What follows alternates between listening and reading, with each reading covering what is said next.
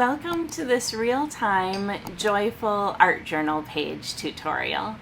In this video, I will walk you step by step through the creation of this mixed media art journal page. Starting with spreading some white watery gesso in large oval swooshes across the paper, and then layering it with some fluid acrylic paint with a little extra touch of water on the brush. To see a time-lapsed version of this same acrylic paint and collage page being created, check out the related video links in the description to this video. My name is Kathleen Arola-Johnson, and I'll be verbally teaching and describing the art journal process in this video that you're watching now, whereas the shorter video is sped up and set to music. No need to use the exact supplies that I'm working with, although I'll specify what they are in this video's description. I'm a big believer in using whatever art supplies you have and adapting tutorials as you see fit, according to your style, supplies, time, and mood. I'll now be adding some watercolor touches to this mixed media art journal page. And I appreciate everyone who subscribes to this YouTube channel, Creative Solace Studios, and also clicks the like button to this video. Since this art journal theme is Jump for Joy, drop a message in the comments to share what kind of joy you are experiencing in your day today. I'm experiencing the joy of bright colors on a watery mixed media art journal page that is now also including some acrylic ink. I'm using some white gesso and a fine-tipped brush to express this happy burst of energy by creating little starbursts sprinkled throughout this page, as well as some cheery yellow thumbprints that I'll be doing around the center oval of the page. I love fluid acrylics because of how they play and dance and mix with water on the page.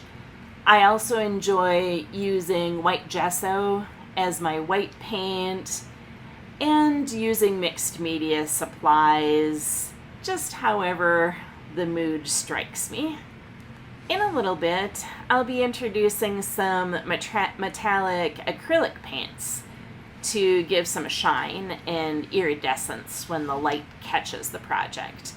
The one that I'll be using is a halo color that both has green tones and gold tones depending on the angle that you look at it. It's really pretty. That'll be coming up in a little bit. So what I'm doing on this page is creating a focal point in the center, kind of like an oval nest for the main image and sentiment of the artwork. If you're doing this page along with me, layer your materials abstractly until you're satisfied, and then go in with some detailed work. I'm choosing to frame that center area with the yellow thumbprints, and then I'll be doing some white gesso leaf or petal shapes that coordinate nicely with the thumbprint pattern that's already there. All of this together will work to draw the eye inward, literally pointing to the focal point that will be in the center of the design. I'll speed up the video a bit now as I finish the thumbprints and blot the wet paper with a towel. Then it's time to introduce the metallic paint. It's a sheer layer that's translucent enough to see the other layers showing through from underneath. Layering like this adds depth and dimension to a page, and I keep working in those oval movements with a large brush. Once this step is finished, the paper is ready for a full drying time before we come in with some details. Once the paper has dried, I can now paint the white gesso details on top of those background layers. Using the white gesso, I am painting leaf or petal shapes around the bottom portion of the paper all the way to the edge, and they're touching each other. I plan to keep the green background color showing in the middle of each one, and I'm not going to fill the entire page with them, just the bottom portion of it. Now I'm blocking out the negative space around those leaves or petals, first with the white gesso, and then I'll come on top of that with a layer of yellow fluid acrylic. If I wouldn't have used the white underneath, the yellow wouldn't stand out as brightly as it does. It would blend in more with the greens.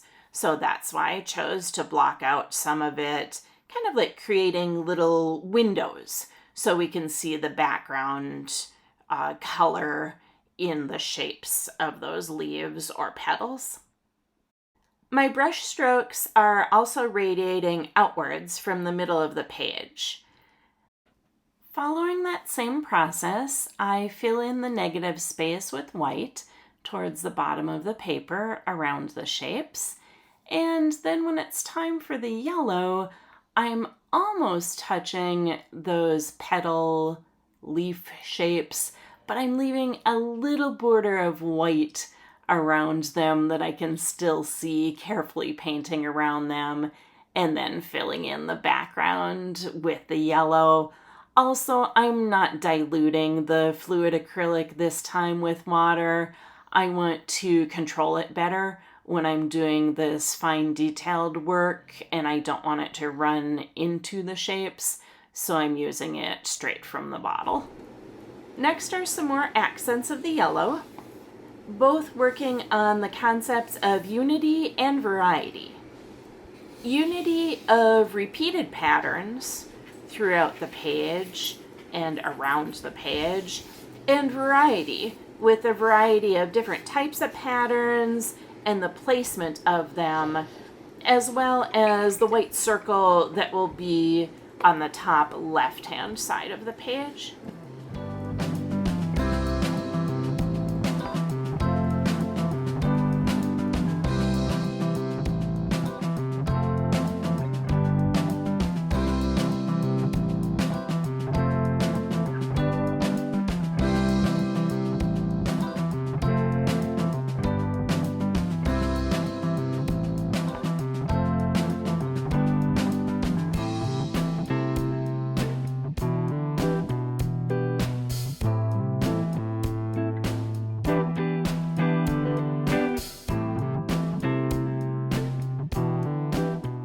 As I was looking at my thumbprints, they kind of reminded me of the cycle of the moon, or the moon phase calendar with the Earth in the center.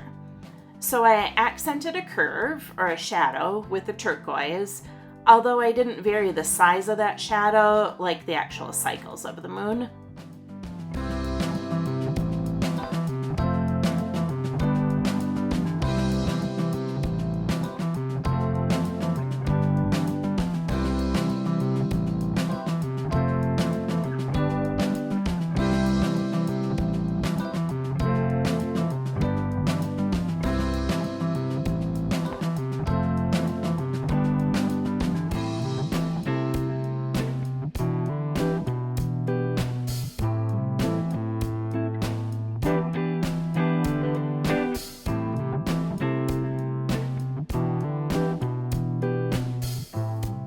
At this time, I'm working with a green, yellow, turquoise palette, and it's time to add another primary color, red, that will stand out boldly against the green family.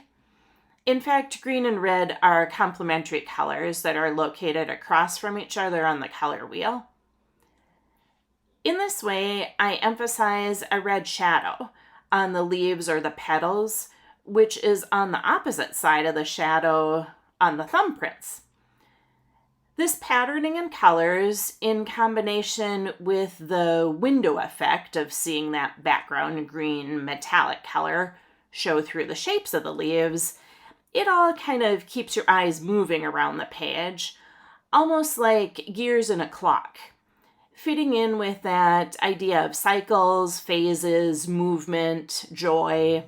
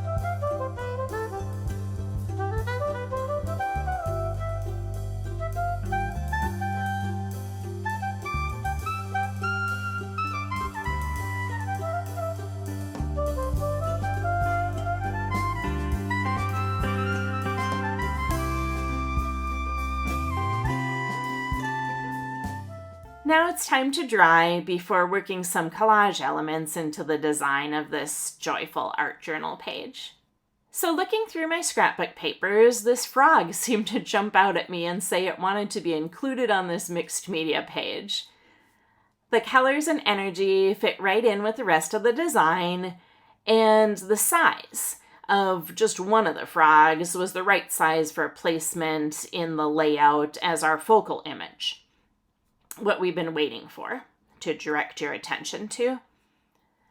Use whatever image you have, either from a scrapbook paper, a magazine, a greeting card.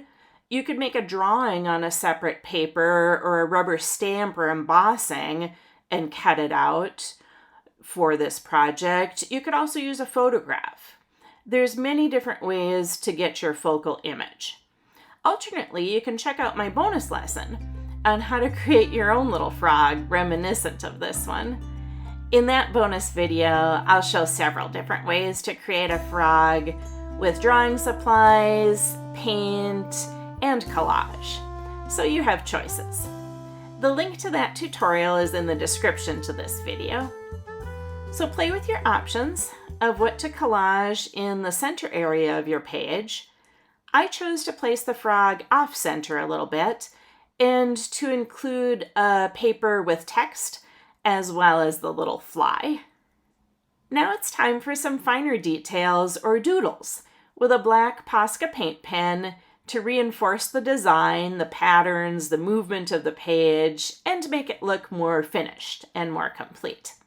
This will be followed by blue gel pen details to integrate the frog image into the background and to add the handmade quality of the art journal page. White gel pen continues the completed look, including the highlights of the frog's eyes.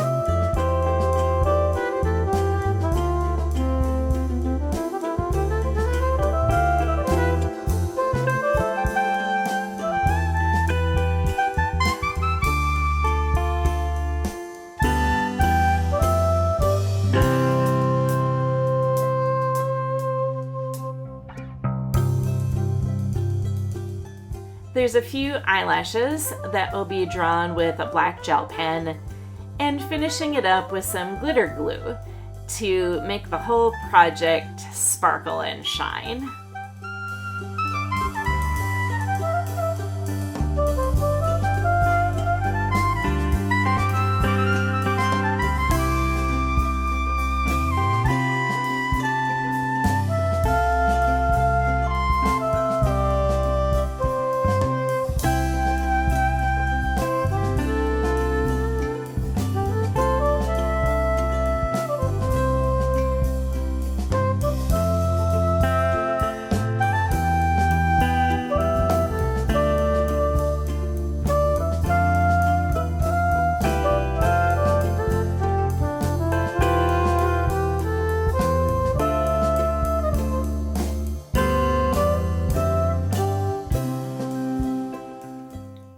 see, there's a lot of doodling and outlining and little decisions that are taking place. Whatever you do will depend on your featured image or collage work that you've placed on your page, but it's nice to do some sort of personal drawing and touches on top of the collage elements to unify them with the mixed media page and make them more of your own creation and join them with the background painting. Now on to the glitter. My favorite glitter glue is Stickles by Ranger. Keep even pressure while squeezing the little bottles, and don't hold your hand in one place too long so the application of glitter is smooth and steady. And of course, be careful not to smear it, which I may have done once or twice in the past, which is why I saved this sparkly step for the end of this project.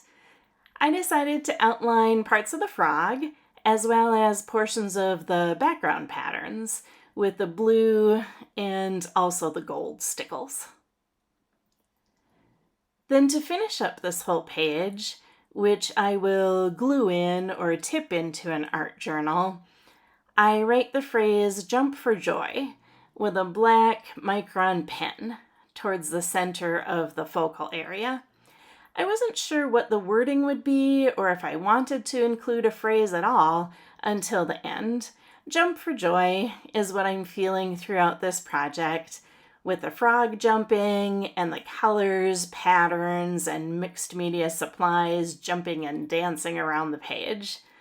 Also, kind of interesting that the frog didn't end up jumping for the fly, but rather is eyeing that sparkly circle above its head and is about to bound off the page after it. What does that circle represent for you? A dream, a goal, something that you want or desire, or just the feeling of joy itself? I think we all appreciate a little bit of joyful energy in our lives. Thank you for subscribing to Creative Solace Studios and watching and liking this playful art journal or junk journal page. I'm Kathleen Arola-Johnson. Check out my other videos and follow Creative Solace Studios on social media. Also, did you leave a comment to share what kind of joy you are experiencing in your day today? I'm looking forward to reading about any little or big joyful moments that you would like to share in the comments to this video. Have a joyful artistic day.